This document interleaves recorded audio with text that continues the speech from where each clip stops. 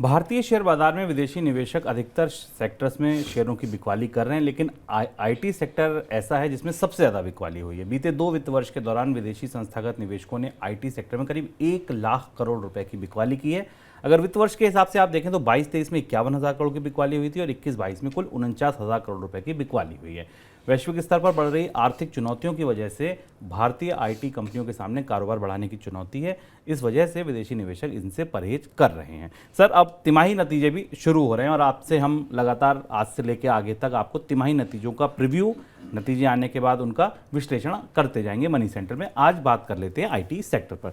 Sir, इन चुनौतियों के बीच IT sector को जो देखने को मिल रही है वेस्टर्न कंट्रीज़ की वजह से, फंडिंग के वजह से, आपको क्या लगता है नौकरियों को लेकर, सैलरी को लेकर कैसा परिदृश्य दिखाई दे रहा है? शुभम, यही सबसे महत्वपूर्ण बात है आईटी सेक्टर के साथ। आईटी सेक्टर में ये तिमाही आमतौर पर आखिरी तिमाही वैसे भी कमज़ोर रहती है, लेकिन पिछले 2 तिमाहियों से आईटी सेक्टर की हालत बहुत ख़राब है। शुभम ने आपको बताया कि भारत में बहुत तेज़ी से विदेशी निवेशकों ने यहाँ से निकलना शुरू किया। मुनाफों के जो गाइडेंस है वो भी अच्छे नहीं है, पर ये सारी तकनीकी चीज़ें ये निवेशकों के मतलब की बात हो सकती हैं। आम लोग जिन्हें भारत में नौकरियों की दृष्टि से आईटी कंपनियों की तरफ देखा जाता है, और जो ज़रूरी भी है, क्योंकि भारत में संगठित क्षेत्र में पिछले 1 दशक में सबसे ज़्यादा रोजगार सूचना तकनीक और उनसे जुड़ी हुई कंपनियों से आए हैं, जिनमें स्टार्टअप्स भी शामिल हैं, जिन पर हम आगे बात करेंगे।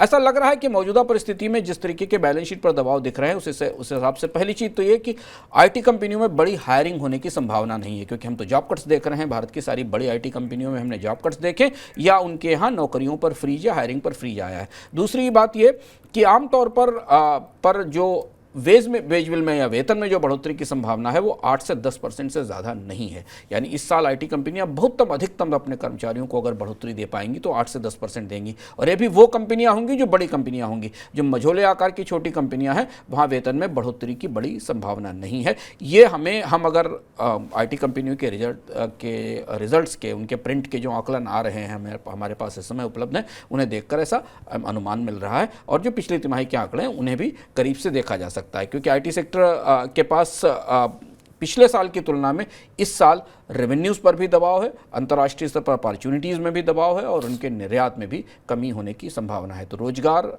और वेतन दोनों की दृष्टि से अगले 6 महीने सूचना तकनीक कंपनियों से अच्छी खबरें आने की उम्मीद कम है।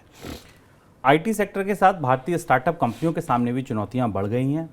स्टार्टअप कंपनियों के निवेशक अब नए निवेश से पहले सावधानी बरत रहे हैं। 2023 की शुरुआत से ही वेंचर कैपिटल फंड्स की तरफ से स्टार्टअप में फंडिंग की डील घटा दी गई हैं। जनवरी से मार्च के दौरान वेंचर कैपिटल फंड की तरफ से स्टार्टअप में सिर्फ $2 अरब की फंडिंग हुई है। सर, जब ये फंडिंग का सूखा है, ऐसे में स्टार्टअप अपने खर्चे फिर कैसे चला रहे हैं, सर्वाइव कैसे कर रहे हैं? स्टार्टअप्स के लिए शुभम अगला साल, बल्कि ये साल जो शुरू हो रहा है और इसके अगले शुरुआती 6 महीने काफ़ी महत्वपूर्ण है, और अगले 6 महीने बाद आपको भारत के स्टार्टअप सेक्टर में काफ़ी बड़ा उलटफेर दिखाई देगा।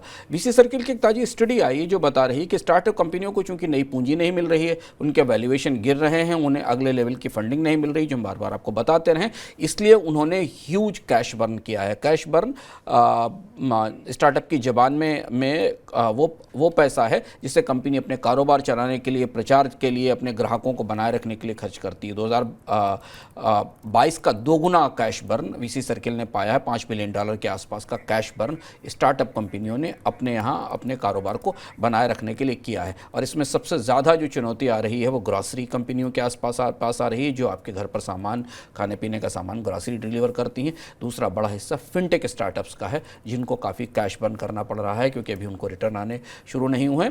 और एडटेक स्टार्टअप्स, जिनकी कहानी आप लगातार सुन रहे हैं, जहां पर हर तीसरे चौथे दिन नौकरियों की छटनी की खबर आती है, चाहे वो एडटेक से जुड़ी हुई मझोली कंपनियां हों या बड़ी कंपनियां हों। ये 3 ऐसी कंपनियां हैं जो कैश बर्न पर, जो कैश है उनके पास, उसे जलाकर किसी तरीके से अपने कारोबार को चला रही हैं। और अगर आने वाले समय में इनको नए निवेश या नए फंड मिलना नहीं शुरू हुए तो अगले 6 महीने के बाद इनके लिए चुनौतियां बढ़ती चली जाएंगी। इसमें स्विगी, शेयरचैट, अनअकैडमी, फार्मिजी, फ़ोनपे, क्रेड, ओयो, भारत पे, ये सारी बड़ी कंपनियां हैं जो कैश गजलर्स कंपनियों के तौर पे सर्वे में सामने आई हैं, जिन्होंने अपनी कैश का इस्तेमाल किया है, क्योंकि इनके पास पूंजी नहीं है।